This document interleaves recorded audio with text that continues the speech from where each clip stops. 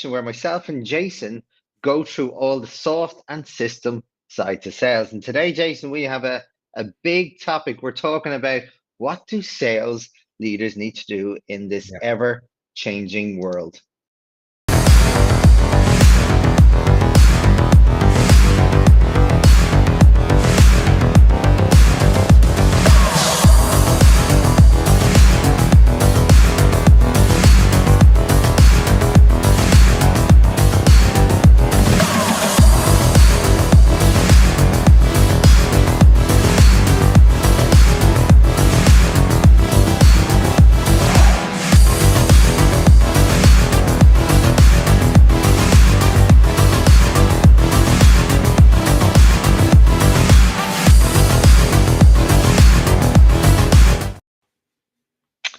So, welcome, Jason, and welcome everybody. I hope everybody's having a great Friday wherever you are. And Mhm. today, Jason, we really do have a big topic because we're talking about developing leaders, right? And Yeah. specifically sales leaders. We know all what's happened in the last 3 to 4 years, right? And Mhm. this is something that I say a lot. And I've been saying this since before the last 3 or 4 years that change is the only constant. I'm a change agent. Yeah. You're a change agent. We deliver change programs into companies all the time. And a big part of becoming good at change is becoming like um understanding of it, welcoming it, and then embedding and embracing it, not just as a team, as an individual level, right? So it's very important that you embrace it because the only constant in business today is change, Jason. And as in sales, sales are at the epicenter of everything Yeah. business Yeah. and business development, business growth, and sometimes business hang on and business stabilization in very difficult times. So, Jason, tell me what you're seeing in the marketplace at the moment when it comes to what sales leaders need to have to really lead the next generations. Wow, that's a massive question Isn't it? there. And I think we're probably going to go over the 20 minutes on this and maybe do a part two and possibly a part three. Um, I'm actually in the midst of running a fourth or fifth cohort globally on this particular area. And the challenge at the moment is for the future, people are coming in and there's a lot of pressure onto you as a manager. So there's a lot of essential skills that you need to have. Some parts of it, you almost like you need to be a therapist. And what I mean by being a therapist, it's because you're dealing with a new team and you're new as well, people come with their concerns to you all the time. So, like, I don't say go out and be a therapist. I say that in light, but what I mean, you really have to understand other people. You really have to listen to their concerns because the first part of it is really understanding other people. And I think we spoke about people's drivers, but you know, people have challenging situations behind their lives. They have challenging situations behind a call or presentation they're going to be delivering to a client. They also have that emotion of when they are delivering it, and they have the challenges to delivering to a newer client or an existing client, and what the benefits is to the client. So you really need to be that person that is multifunctional now, more so than ever before, because you have to be there empathetically. You really have to understand your team, but you also have to understand your team and who they are. What I mean by who they are, you know, their family lives, their background, their speak to them as a person, build that rapport, build that connection with them. Mm-hmm. So that's one area that you have to learn how to Yeah. do that, and that just comes with experience, I think. But you can get some of that into learned behavior and just to practice key things, but there's still a lot more you can do. Yeah, and Jason, it's funny you say the word therapist. I say the word counselor, right? Yeah, It's funny same you say thing. that because I say to be a leader in today's world, right? You need to be three things, right? You need to be the leader, number one, right? Yeah, And then that means leading your team, getting the best out of your team, making them align, make them all congruent and complement everything, right? That's the base level. But there's two other things, Jason, that I always talk about to be the counselor. You have to be their counselor. You have to, as you said, you have to understand what's going on in their family lives. You need to help them when they're in trouble. You need to give before you take. You need to Mm, become their friend, nearly, Jason, right? So I believe that's really, really important to be that counselor. But you've also got to be their teacher. You can't just expect people to come in and get up and running. Like mm, it's all about building the trust with them, building an understanding, as you said, of what their capability is and what their potential is. What are their gaps today, and how are you going to bring them on a journey to achieve what they need to achieve? And it's not about just putting them out there in a corner and say, okay, you were hired to do this, just go do it. And I yeah. had a situation, Jason, where I was working with a team a number of years ago, and they just headhunted this person, this sales guy that was doing really well in a similar industry, a little bit different, and he was killing it. And they came in, and after 6 months, they hadn't that person hadn't achieved what they thought, and they were thinking of not. He was still on probation. They were thinking of not keeping him on after because they were saying they were very disappointed. So I asked them Mm, a question. So tell me, how did you induct them into the business? And they said, sorry, they didn't need induction because they're so good. I said, no, no, no. Like you just brought them in. Did you train them your way of doing sales for your industry? No. They can do sales. So no, no, no, no. Your business should have a sales process. You need to teach people. And I said that and it's a quote I always say at the moment: train them before you blame them. yeah. Before you send them out into the big bad world, make sure they're equipped to go out to the big bad world. Make sure they understand what your clients need. Make sure they understand who your clients, what they want, what kind of messaging do they want here. All those subtleties, Jason, that you talk about all Yeah. the time. This is how you bring people. And then after 6 months, if they can't do that, then you can have a conversation if it's lacking performance. But if you don't teach them what performance is, Yeah. how can you fire them?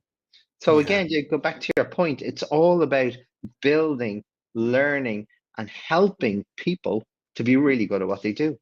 Yeah. And like we touched on the word performance, and it is about hopefully it's high potential performance with them. But we spoke about connecting with them, finding out their concerns, finding out what they want.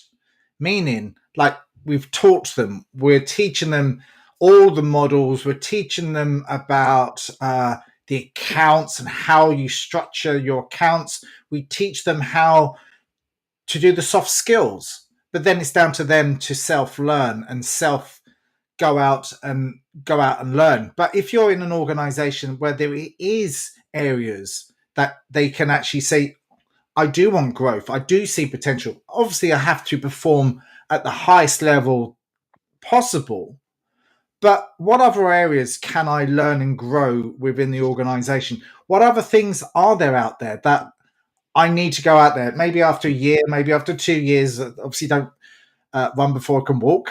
But you want to invest into your team so they feel like they're being motivated towards some sort of goal. Maybe they want to be a manager at some stage. Maybe they want to be in marketing at some stage. Maybe they want something else as well as being into sales. But I think that's a driver to help them to go forward as well. Is once you do the soft skills, once you understand who they are, once you get them to develop as a proper sales professional in all Mm. areas of that, is what else do they want to do? What other things to drive them forwards? I know it's about revenue. I know it's about making money, and we all know it's about that, and Mm. a lot of other things. But how can we develop them further? I think there's another core thing that we need for our people.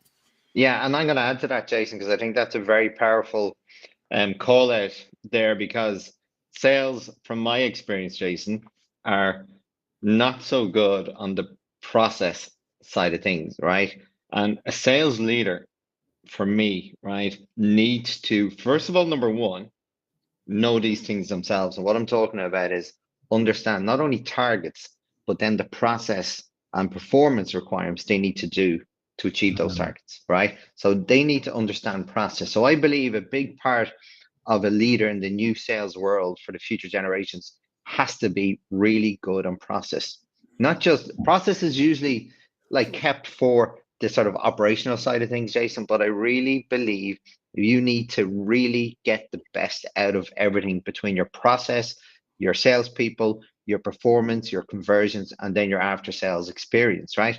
So I believe that the first part of that, Jason, is process, knowing what's working, understanding feedback mechanisms, Yeah. making sure you continually improve data. And Jason, you spend more time in sales than me, so like I'm looking to hear your thoughts in a second on this. But I've never experienced teams and sales teams that are really good at knowing what works and what doesn't work. They have really good people that know how to close, right? Or they have people that know how to do lead generation, but they don't understand that full standard process that needs to be created. So I'd love to hear your thoughts on that.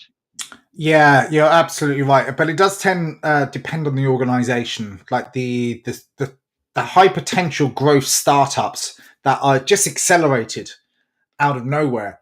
Those are the clients, because I've worked in and for and consulted in a lot of these high potential startups, which are funded by whoever, VCs or whatever, and they got all of a sudden they got 50 people and no one has a process. And and I see you smile there because it obviously resonates with you. And Mm. you go, well, you need to understand the foundations now. You need to build this out to know exactly who you're targeting, um, have the personas that you want to target, know them, understand who they are. Obviously, have that process all the way through, but then you have to have the soft skills and understand how to reach out to the potential clients as well. So, you as a Mm. leader, probably at that stage, you need to be trained rather than being that entrepreneur head and all that. You just need people in that place to actually maybe that understand that. But it is how we can develop the leaders of the future, but also understanding a thing. And I was speaking about this earlier on. Is you got your EQ, you got your IQ, but then you got your TQ. So TQ is your technology. Do you understand the technology that you actually have so you can use and utilize it to its best effect? So once you have the technology around you, how do you use it? How do you use Mm. social reach? How do you can reach out to potential clients? How can you utilize your CRM to maximum effect? How do Yeah. you granularly get that so you get data coming in which is rich, but how do you analyze that data then? What do you need to do to analyze that? How do you reach forward? So um, Yeah. again, those leaders out there of the sales leaders, but then they have to educate the salespeople to do that as well. Yeah. And Jason, that's another big call out, right? So in today's world and tomorrow's world, sales isn't just about knocking on doors anymore. Sales is about analyzing data. So Yeah. if you have to analyze data, you need analysis skills in your team. So big call out for me with a sales leader needs to know what are the key different skill sets I need to produce a high performing team, right? And a Mm. big part of that is obviously doing the do, Jason, going out there Yeah. and knocking on the doors, right? But then it's all about what? Analyzing what is working. You need those skill sets in your team to analyze and then use that analysis, develop improved process, improved messaging, or improved whatever it is so you can do better, continually improve. So, again, that's another key call out: data analytics, continuous improvement, process. There are three new massive skills that sales leaders themselves need to know. And as you rightly pointed out, need to bring their teams on that journey too. Yeah, there's lots more that we can probably add in here because in a stressful environment and you're learning how to be a leader, confidence and being confident in front of your team is obviously impactful, but also be a little bit vulnerable as well. Because if you're developing leaders of the future, you don't know everything. And if you're there and you're expected to know everything, I think there's a bit of honesty there, but also that connection with your team is just say, look, it's something that I'm developing myself because as a leader, you still need to be developing yourself all the time. you probably don't know everything in the world, but obviously it's your job to know as much as you can to help and empower other people to get what they want. Yeah. So that brings me to the point, and I think I know we're going to blow up here because there's too much here. Mm. I think there's a massive degree of emotional intelligence that you need. Really understanding yourself, really understanding where you are at, really understanding your drivers. But Mm. it goes so much deeper than that when we can actually start that rolling Yeah, forward. Jason, it really goes deep, not just for yourself, but then you understanding that with each of your team, right? And really, you said we talked about therapist and counselor earlier on. You need to know your teams intimately, right? You need to know what they're good at. You need to know Yeah. what their strengths are. You also need to know, from a sales perspective, what elements of the sales process they don't like and Yeah. they're not so good at. That could be a weak point, but an opportunity for someone else to Mm, come in. Because when you're looking at making the best process, Jason, right? You can't put as you know, you can't put a square box into a round hole, right? You have to make sure the people match the process, the skill set match the process, or different steps in the process. So finding out where your people fit on that sales funnel, that sales journey, because they're different skill sets. If you're mm, talking about B2B, like lead generation is very different than writing proposals that are really interesting for customers to read. Different skill sets. And yeah. some people, not very often you get people in both. So how do you maximize the people within it and play the people's strengths? In order to play to their strengths, you need to know what they are. Yeah, yeah, and also develop their weaknesses, because reporting and data is can get confusing like hell. How do you What report is? back to a client? And maybe you as a leader, what other skills you need to report the data? How can you look at all of the elements, especially on the tech companies out there? I know there's a bit of a challenge out there in the market at the moment, but there's still data analytics there from the CRM. There's also, depending on the products and service that you do offer, is analyzing what has worked, but what needs to be improved. And learning that data from the CRM and everything else that does come in is how we can best impact the team, but the most important thing is how can we best impact the customers, because they're obviously the ones that are paying for the product and service that you do have, and how can we improve that from our team members' experience of learning so they can present something back to them in a narrative that works for them. Yeah, and that's it, Jason. And that again goes deeper again because I always like to do a full analysis on how salespeople use CRMs because you talked about using it to their max capability and efficiency, right? Yeah, But that's all about knowing what parts of the CRM to use and what parts yeah, not to. yeah, What yeah, part is just pure time wasting? Because you know, CRM should be 80% client facing, not 80% desktop facing or yeah, screen facing. And that's what it's turned into. And I've had to take companies off CRM systems and then create a very simple, rough model in Excel just to figure out, well, what are the things that are useful for you? What features are useful for you to ensure you can move customers along a journey? And then once we've built a working model, then we built that set of requirements. These are the requirements that we want. You go to the CRM, then is it providing that? More than yeah, likely it does, Jason, because they can do everything. They can move your kitchen sink these days. yeah, But if it doesn't, then you have to go find a CRM that suits your specific needs. It's not a one size fits all, Jason. And they, as you said, they're so complicated. They can yeah, do anything you want, but you don't need that. You need to be specific and find out the 20% of that system that will give you 80% of your results. yeah. The Pareto principle works in Mm. lots of different areas. So it can be a bit of a challenge, and like I've been down that rabbit hole before with I don't need to use that, and you're stuck in the CRM. And I've coached teams where they're so stuck on the desktop and they're not speaking to their clients, and go, what are you afraid of? Oh, they're stuck behind their email systems or whatever other systems. best thing to do is pick up the phone and speak to your clients. So another thing is to just keep your teams engaged and making sure that they're more engaged with their clients and actually speaking to them, whether you do a Zoom call or Yeah. whatever you might want to do, the online calls, or get out and see them in person, or however you work as your business. But make sure that you're speaking to them more than you're actually typing up emails and getting lost into the system.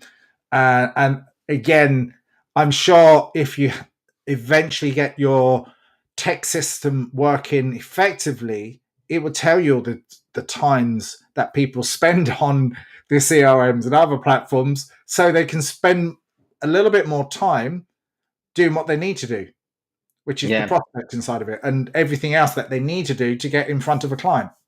Yeah, absolutely, Jason. And as always, we're over our time, right? So what I'm going to suggest, Jason, I think we can go much deeper into this Yeah. conversation. So I'm going to suggest that from some of the topics we discussed today, we'll pick one for Yeah. next week and go deeper into it. And we'll have a discussion in the background, and then we'll put it up in the event for next week so people can know and to tune in. And with that, Jason, as we always talk about, one closing point or 1.5 closing points, what's the one takeaway you should give for the people listening? I think for leaders for the future Yeah. is uh, understand your team. Mm. And I'm Yeah. not going to say much more than that. Perfect. And I'm going to just add the opposite end of that, understand process, Jason, because I believe it's a huge area that sales leaders can improve upon because it's the most unprocessed processes in business today. Yeah. So on that note, thanks everyone for tuning in, and we will see you next week for another session on the soft and system side to sales.